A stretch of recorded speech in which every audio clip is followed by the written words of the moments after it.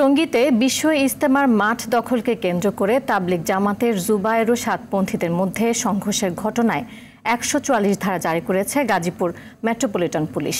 সন্ধ্যার পর থেকে পুরো এলাকায় থমথমে অবস্থা বিরাজ করছে। গেল রাত ২টায় টঙ্গীর দুই পক্ষের সংঘর্ষে ৪ জন নিহত ও শতাধিক আহত হয়। টঙ্গী থেকে তরিকুল ইসলাম তারেকের তথ্যছবিতে বিস্তারিত জানাচ্ছেন সাইদ মাহমুদ। সংঘর্ষ, খুন আর আহত হবার ঘটনায় টঙ্গীর তুরাগতীরের ইজতেমা মাঠে ১৪৪ ধারা জারি করেছে প্রশাসন।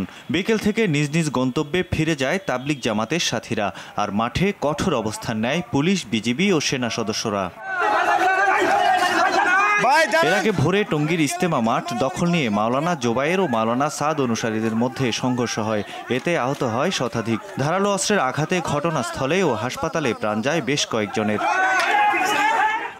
প্রত্যক্ষদর্শীরা জানায়, গেল রাত ২টার দিকে টঙ্গী কামারপাড়া ও স্টেশন রোড সহ বেশ কিছু এলাকায় অবস্থান নেয় সাতপন্থীরা।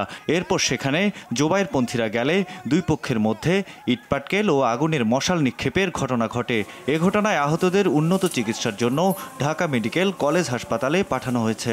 বিভিন্ন জায়গায় তারা আমাদের গাড়ি আটকিয়ে গ্লাস ভেঙে আক্রমণ করা হয়েছে সাথীদের উপর। আমাদের মাঠ তৈরি না, মাঠে কাজ করবে, দুদিন আগে ঢুকছি, এটাই আমাদের ফায়সালা ছিল, আমাদের অন্য কিছু ফায়সালা ছিল না। খুঁটি গাছ তো সামিনা টানা জমি, পানি লাইন কাটা আছে, গ্যাসের লাইন কাটা আছে, কারেন্টের লাইন কাটা আছে, সমস্ত লাইনগুলো কাটি, পানি বাঁচছে না।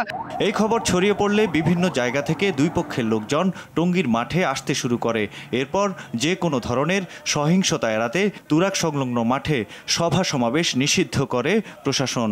এরপর খালি হতে থাকে ইজতেমা মাঠ।